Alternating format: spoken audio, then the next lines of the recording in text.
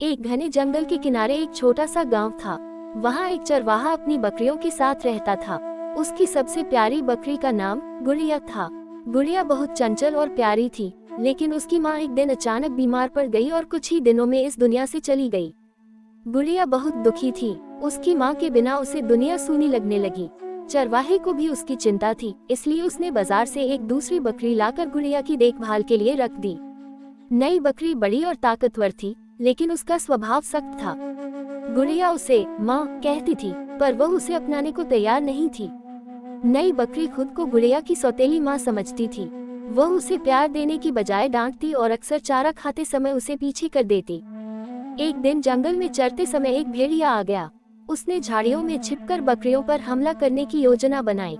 सौतेली माँ ने खतरे को भांप लिया, लेकिन उसने सोचा, अगर भेड़िया हमला करे तो गुड़िया को ही अपना शिकार बना लेगा और मैं बच जाऊंगी। उसने धीरे धीरे गुड़िया से दूरी बना ली। भेड़िया झपटने ही वाला था कि गुड़िया की मासूम आंखों में दर्द देखकर सौतेली माँ का दिल पसीज गया।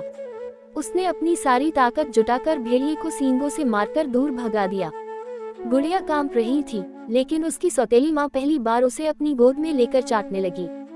उस दिन के बाद से सौतेली माँ असली माँ बन गई। अब वह गुड़िया को सबसे पहले खिलाती, सर्दी में उसे अपने पास सुलाती और जंगल में हर वक्त उसकी रक्षा करती। गुड़िया को अब समझ आ गया था कि सच्चा रिश्ता खून से नहीं, दिल से बनता है। सीख: रिश्ते सिर्फ जन्म से नहीं बनते, बल्कि प्यार और देखभाल से गहरे होते हैं।